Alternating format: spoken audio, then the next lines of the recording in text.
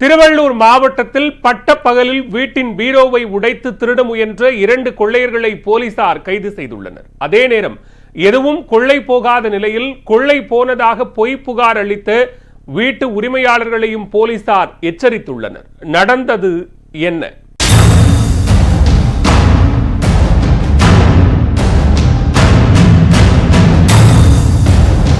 ராஜேஷின் இந்த வீட்டில்தான் 2 கொள்ளையர்கள் கொள்ளையடிக்க முயன்ற போது தற்போது சிக்கியுள்ளனர்.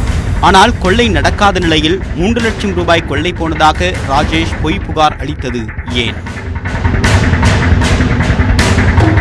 திருவள்ளூர் மாவட்டம் கீழ் நல்லாத்தூர் ஊராட்சி பல்லவன் திருநகரை சேர்ந்தவர் ராஜேஷ்.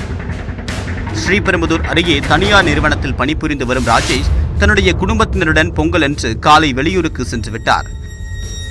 கடந்த 17ஆம் தேதி பிற்பகலில் வீட்டிற்கு வந்தபோது வீட்டின் வெளிக்கதவு பூட்டப்பட்டிருந்தது, உள்கதவு உடைக்கப்பட்டிருந்தது. அதிர்ச்சியடைந்த ராஜேஷ் குடும்பத்தினர் உள்ளே சென்று பார்த்தபோது 2 கொள்ளையர்கள் வீட்டின் உள்ளே பீரோவை உடைத்து பொருட்களை எடுத்துக் கொண்டிருந்தது தெரிய வந்தது. ராஜேஷ் குடும்பத்தினர் கத்தி கூச்சல் போட்டு அவர்களை பிடிக்க முயன்றனர். அப்போது ஒருவருடைய லுங்கியை ராஜேஷின் மாமனார் பிடிக்கவே அந்த கொள்ளையன் லுங்கியை விட்டுவிட்டு உள்ளாடையோடு சக கொள்ளையருடன் 2 சக்கர வாகனத்தில் தப்பி ஓடிவிட்டார். சிசிடிவி ஆதாரங்களுடன் இது குறித்து மணவாள நகர் காவல் நிலையத்தில் புகார் அளித்தார் ராஜேஷ். புகாரில் 3 லட்சம் ரூபாயை கொள்ளையர்கள் திருடிச் சென்றதாக குறிப்பிட்டிருந்தார். சிசிடிவி காட்சிகளின் அடிப்படையில் 40 வயதான பார்த்திபன், 27 வயதான கிறிஸ்டோபர் ஆகியோரை போலீசார் கைது செய்தனர். அவர்களிடம் விசாரணை நடத்திய போது தாங்கள் பணம் நகைகளை கொள்ளையடிக்கவில்லை என்றும் சத்தியம் செய்து கூறியுள்ளனர்.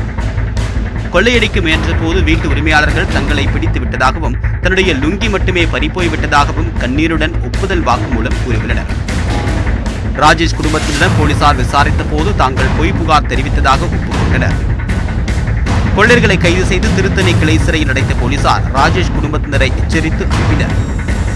கொள்ளையடிக்க சென்ற இடத்தில் தப்பிய கொள்ளையர்கள் சிக்கியதும் வீட்டு உரிமையாளர்கள் பொய் புகார் அளித்த சம்பவமும் அந்த பகுதியில் அதிர்ச்சியை ஏற்படுத்தியுள்ளது.